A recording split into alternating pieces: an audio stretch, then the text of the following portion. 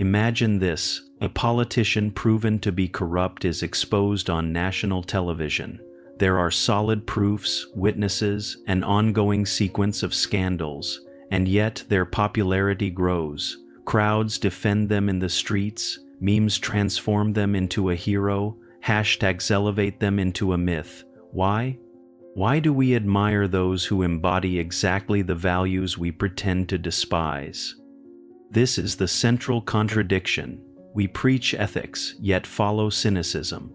We ridicule opportunism until it wins. That's when, in silence, many of us applaud. Here is what you should never realize. There is a specific type of power that, even when corrupt, awakens fascination. Not because of its virtues, but because of something darker. Its ability to win the game by ignoring the rules.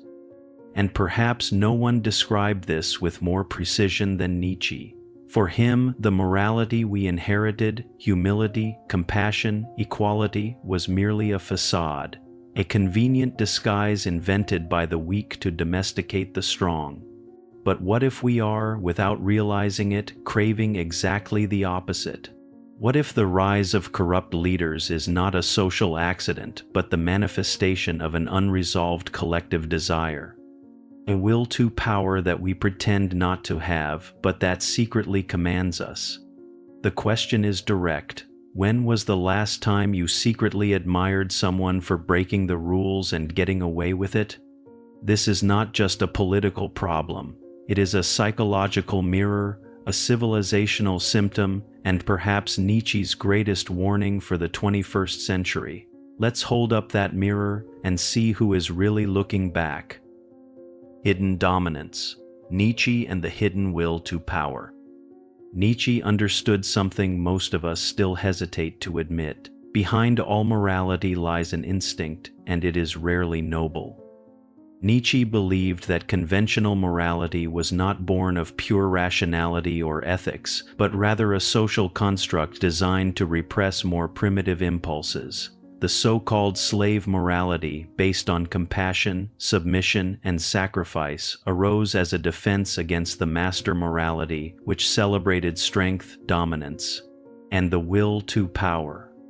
But here is what makes this truly disturbing. These instincts did not disappear. They merely changed clothes. Instead of a Roman gladiator, today we see the ruthless CEO, the political strategist who manipulates behind the scenes, the influencer who grows by means of humiliation and cynicism. Psychologically, this is explained by a mechanism called admiration for dominance. A 2017 study from the University of Illinois revealed that, in contexts of instability, people tend to value traits of aggressive power, even if morally questionable, as a sign of competence. Historical example: the Roman Empire itself. In times of crisis, brutal generals were preferred over measured senators. Brutality was seen as a solution, not a flaw. And consider the present. Observe how certain public figures gain strength precisely when they break ethical norms or cause scandal. Instead of revulsion, they generate a strange kind of respect. The rhetoric of doing what needs to be done, even if illegal or immoral, is the modern version of the blood-stained toga. Don't people often say, "At least they get things done"? Ask yourself, have you ever felt respect, even if reluctantly, for someone who used cunning or brutality to win? Why? Could it be that deep down we too secretly desire power without guilt? The rebel effect. Why we admire rule breakers. Freud said that what we repress manifests in distorted forms. Forbidden desire returns, stronger, more seductive. The corrupt leader is not merely a moral aberration, they are a psychic symbol. They represent a hidden fantasy, that of absolute power without ethical restraints. Freud called this the return of the repressed. Everything society taught us to suppress comes back disguised as fascination. The unpunished corrupt figure is the secret hero of the part of us that wishes we could win the game without paying the price. Our brain is complicit in this. A 2017 study from the University of Chicago showed that individuals exposed to successful transgressions, for example, seeing someone cut in line and get rewarded, exhibited increased activation in the nucleus accumbens, the brain region associated with the anticipation of pleasure. In other words, the mind does not respond to right or wrong in moral terms, but to what works. And this leads us to a dangerous paradox. The more someone bends the system and succeeds, the more they become an aspirational symbol, especially in societies where the average citizen feels powerless, exploited, or trapped by rules that seem to benefit only others. Historical example: think of Benjamin Disraeli, a 19th-century British politician, known for strategic manipulation, dubious alliances, and political image management. Disraeli wasn't adored despite his scheming, but because of it. He seemed to be playing a chess game, didn't even realize existed. Transgression became charm, cunning became respect. This pattern is repeated today with business celebrities who dominate headlines for skirting regulations, defying institutions, or making scandalous statements. Even when surrounded by investigations, fines, and controversies, they remain idolized. Their transgressions are rebranded as boldness. When they disrespect labor laws or make unrealistic promises, part of the public doesn't just forgive, it admires, because they embody the myth of the genius rebel. The entire system seems like a burden until someone dares to ignore it and survives. Social media amplifies this phenomenon. Influencers who mock the law or the limits of political correctness often grow their audiences. Punishment becomes a stage. Shame becomes engagement. Ask yourself, have you ever defended or shared content from someone who clearly disrespected rules, but whom you found too charismatic to ignore? Have you ever caught yourself thinking, "I'd never do that, but I envy the person who does"? This is where the fascination is revealed. It's not that we ignore wrongdoing. It's that wrongdoing, when successful, activates what is most primitive in us: envy of the transgressor who wins. And that is perhaps the deepest seed of our silent applause for corruption.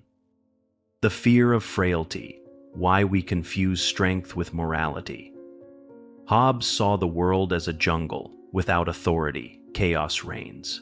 That's why we prefer brutal power over benevolent uncertainty. When the world seems to crumble, economic crisis, discredited institutions, growing violence, human psychology activates a primitive survival mode: fear. And under the grip of fear, something strange happens. We begin to confuse strength with virtue, brutality with courage, authoritarianism with competence. Hobbes described this impulse in his work Leviathan.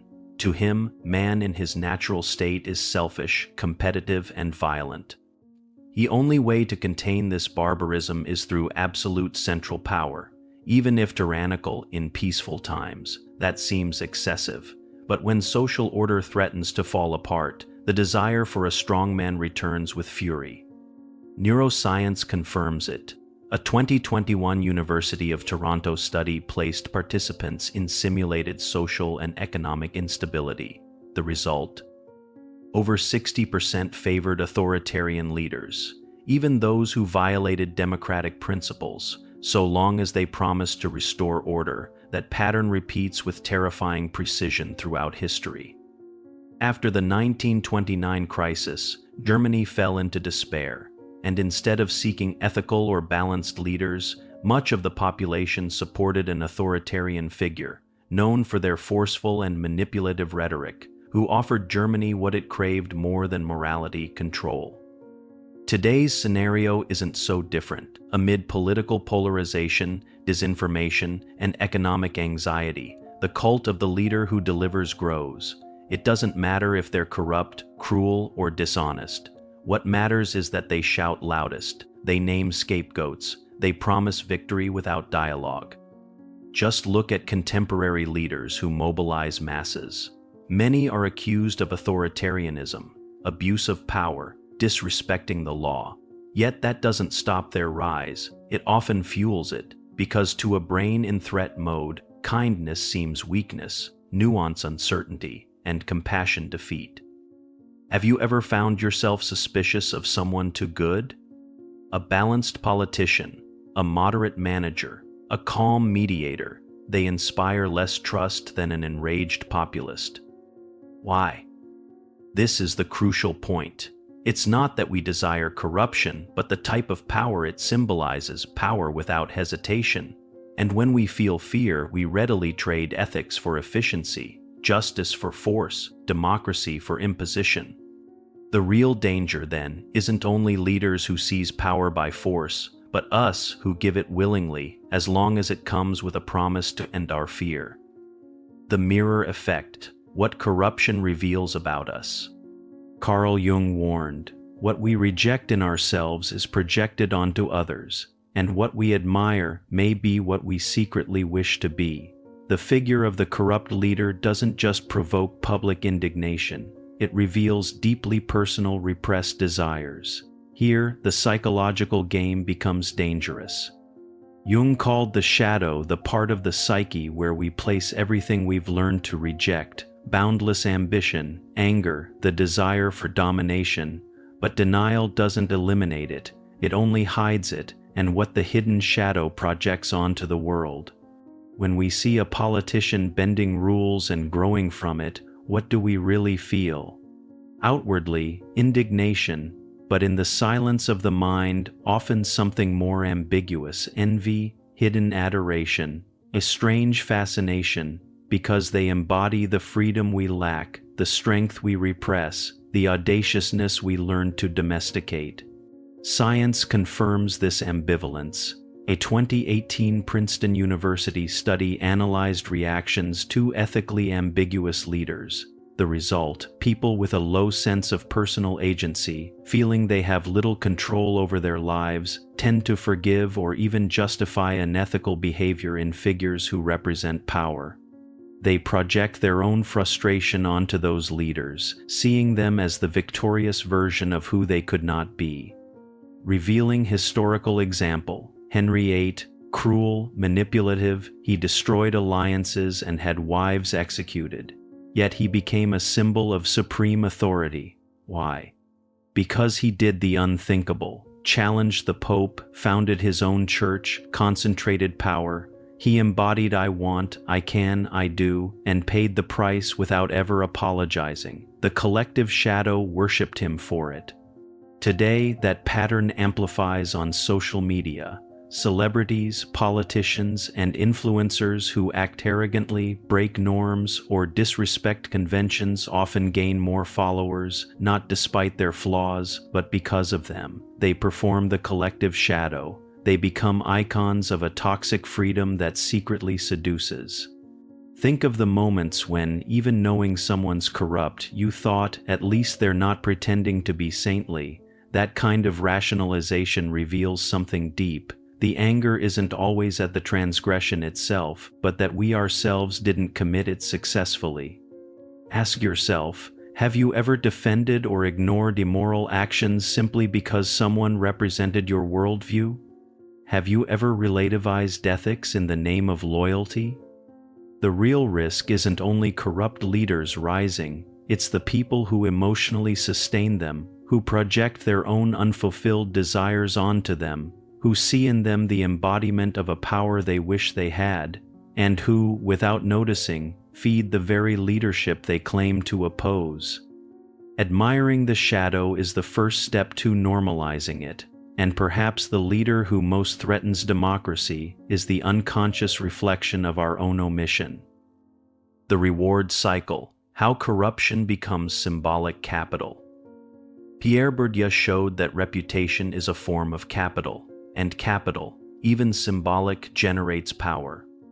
We live in an era where perception matters more than substance, where image, not principles, defines a leader's success, and in this context, corruption stops being a liability and becomes a resource. Something that should ruin reputations ends up strengthening them.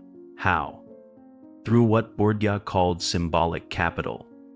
Symbolic capital is perceived authority, fame, respect, even if undeserved, and more importantly, it is accumulable. A politician can be investigated, accused, exposed, but if their image as strong, authentic, or incorruptible remains intact among their supporters, they stay powerful, because in the symbolic game, emotional loyalty outweighs factual evidence. The more the media attacks them, the more their image as persecuted grows. The more they're investigated, the more they pose as a threat to the system. Every scandal becomes proof that they trouble the powerful and therefore deserve admiration. A 2019 study from Harvard University found that political leaders accused of corruption who adopt confrontational rhetoric against the media or judicial institutions tend to maintain and even grow their support base. This happens because their followers come to see the accusations as tools of oppression, not as evidence of guilt. Historical example: think of certain 20th century leaders, even after multiple scandals and convictions, returned to power stronger than before. Their secret: they didn't hide, they flaunted; they didn't apologize, they defied. They turned flaws into spectacle, and spectacle into symbolic capital. By positioning themselves as imperfect but real, they converted vulnerability into a narrative of resistance. This same pattern repeats today with many public figures who, despite evidence and controversies, continue to grow in influence for their supporters. Every new allegation doesn't weaken them, it sanctifies them. They become martyrs in a supposed people versus the system battle. And with that, each scandal becomes fuel, each controversy a stage. The logic is perverse. The more they transgress, the more they go viral. The more they go viral, the more symbolic power they accumulate. The more power, the greater the impunity. And so, corruption is not merely tolerated, it's rewarded. Social media intensifies this cycle. A video of a politician insulting a reporter, mocking institutions, or distorting the truth can reach millions of views in a few hours. Outrage generates engagement. Engagement generates relevance. Relevance generates power. We are, without realizing, turning scandals into status. Ask yourself, when you shared something outrageous a politician said, were you trying to denounce it or amplify it? How many times did your outrage become a stage for the very figure you wanted to expose? This is the most critical point. Corruption persists not only because of those who commit it, but because of those who consume it, who turn it into narrative, entertainment, symbol. When reputation is no longer defined by integrity, but by emotional impact, we create a market where corruption is worth gold. And in this symbolic market, every like, every meme, every view is a vote, not for ethics, but for spectacle. And the spectacle is often not of the hero, but of the charismatic villain who learned to sell his own transgression as triumph. Desiring corruption, the power we secretly worship. What we've seen so far isn't just analysis about corrupt leaders. It is an X-ray of an unspoken collective desire. Nietzsche warned us, morality may be a disguise for impulses we don't have the courage to face, and maybe we admire corrupt individuals not despite their crimes, but because of them. Because they express, without shame, what we ourselves secretly want: power, control, immunity. Psychology confirms it. Studies show the brain rewards cunning, successful transgression, dominance without consequences. History shows that in times of crisis, we prefer strength over integrity, and the present offers proof after proof that corruption doesn't destroy reputations, it often builds them. But here's the most uncomfortable point: this only happens because we, as a society, allow it. Think about it. Every time you share a meme exalting too clever to get caught, every time you excuse wrongdoing because at least he gets stuff done, every time you stay silent when fraud occurs because at least it's our guy, you are feeding the cycle. The challenge is this: take a week to observe your own admiration. Who do you follow? Whom do you exalt? What kind of power do you respect? And ask yourself, am I admiring virtue or cleverness in disguise?